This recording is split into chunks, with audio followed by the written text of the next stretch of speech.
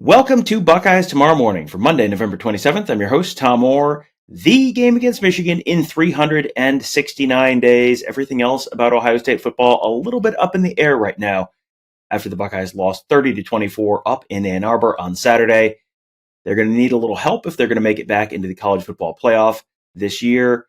That will either come or won't come this upcoming weekend, and then we'll have a lot more of a sense what's next for this team. But for the moment, we're going to take a little bit of a look back at Saturday, what went wrong for the Buckeyes, what went right for the Buckeyes in that close loss up in Ann Arbor. Let's start with Ohio State head coach Ryan Day and his view on what happened on that last play, the interception by Rod Moore of a pass by Kyle McCord. Yeah, they were in the zone coverage, and we needed a touchdown there. I think right inside of 30 seconds, and they were in a deep coverage there. So I'm not sure even if he had gotten hit, what would have happened there, but. That looked like he got hit, and then they made a nice play. Ohio State fans obviously know that was a real gut punch of a way to lose that game. What did it feel like for Ryan Day to lose a game like that right at the end? Hard to describe. Yeah, just sick. The fact that we came up short in this game. You work your whole year for it, and we came up short. So, yeah. Ryan Day was on the receiving end of quite a bit of criticism for maybe playing things a little too conservatively at times. Chose to punt the ball on 4th and 1 from his own 46 in the first half, and then chose not to go for it and settled for a 52-yard field goal attempt from Jaden Fielding right before halftime. That was actually 5 yards longer than any field goal Fielding had made all season long. So what went into those two decisions for Ryan Day? Yeah, well, I felt like at 52 yards, it was worth a field goal there. If you don't get it on, I think it was 4th and 2, 4th and 3, somewhere in there.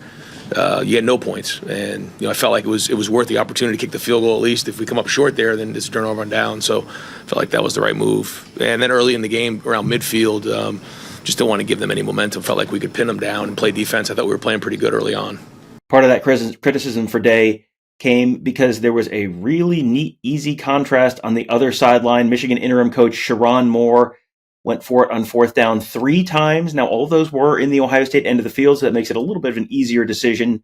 But Michigan went 3 for 3 on those 4th down conversions. So why did Chiron Moore decide to be so aggressive on 4th down?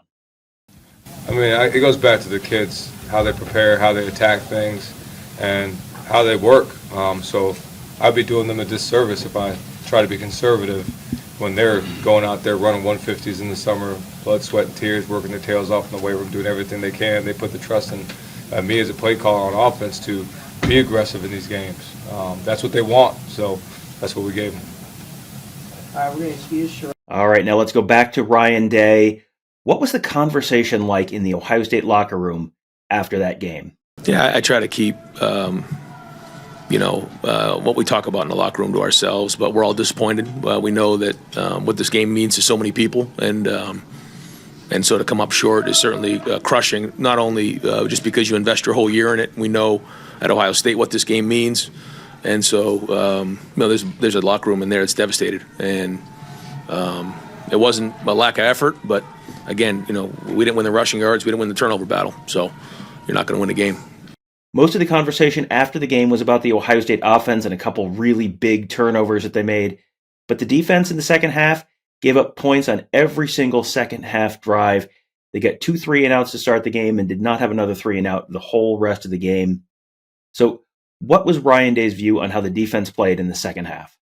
Yeah, I felt like they were able to establish a run a little bit there and kept the good rhythm going. I felt like that happens a lot in games like this. You kind of go back and forth a little bit in the second half, so that was fairly normal. I felt like the guys were doing a good job early on in the game, but ultimately it comes down to getting stops and then finishing drives. There was one drive in the third quarter where the Buckeyes just ran the ball directly down Michigan's throat, but outside that, they really struggled to run the ball consistently throughout the rest of the game. Was there any common denominator to that? No, I mean, I think there was some traction for sure. Yeah, I mean, there was certainly one drive in particular. I felt like we were really rocking off the ball and we were doing a good job.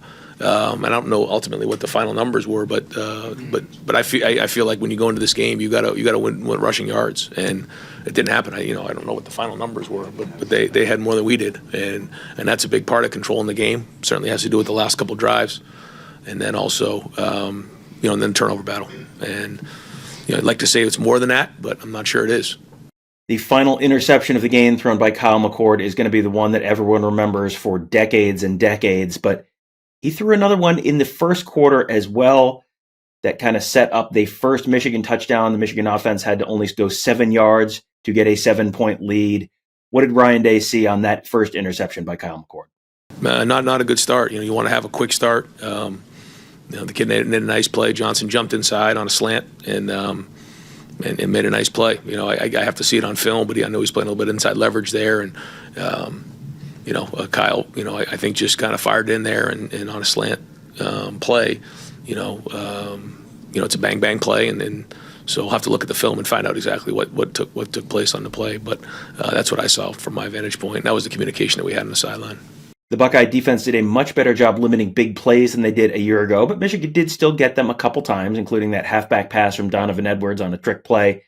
Did Ohio State have some of those kind of similar trick play kind of things saved up for the game? And, did they use them? Where were they?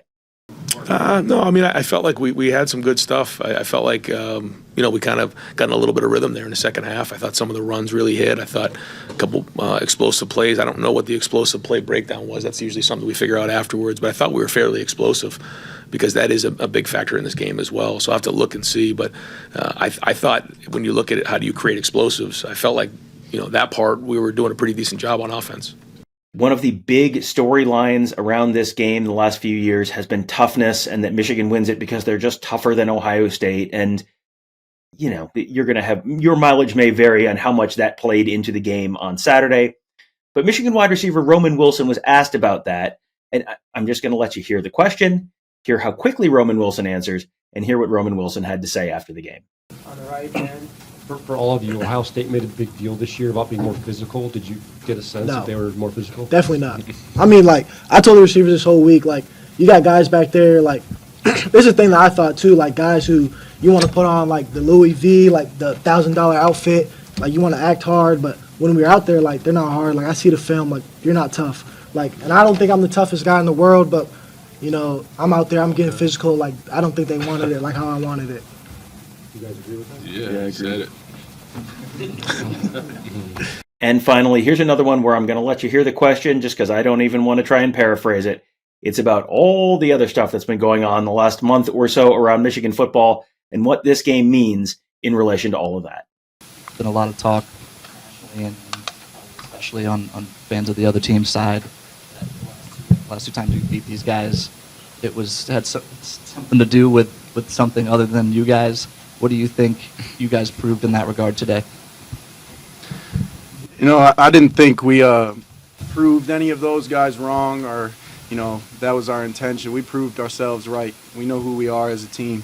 We know all the work that we put in, and we just wanted to go out there and display it for the world to see. And, obviously extremely happy with the way we did it. Well, while the Michigan Wolverines are headed to Indianapolis to face Iowa in the Big Ten championship game, the Buckeyes are back in limbo, waiting to see how things shake out next weekend on conference championship game weekend. They got some help last year, got into the college football playoff. We'll see if that can happen again for them this week. They will need a little bit of help. We'll keep an eye on that for you this week. Track the college football playoff selection show on Tuesday and figure out where things stand at that point.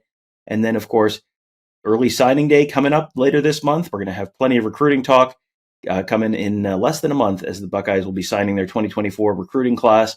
And finally, talking a little X's and O's this week as well with Ross Fulton of BuckeyeHuddle.com. We will be breaking down all of the things you need to know about this weekend's game, what went right, what went wrong, what it all means for the future of the Ohio State football program. We'll be talking about all of that this week, and we'll be talking about all of it this week as well at BuckeyeHuddle.com. We hope you can join us there. That will do it for today. Thank you guys all for joining us. Have a great day. We'll talk to you tomorrow.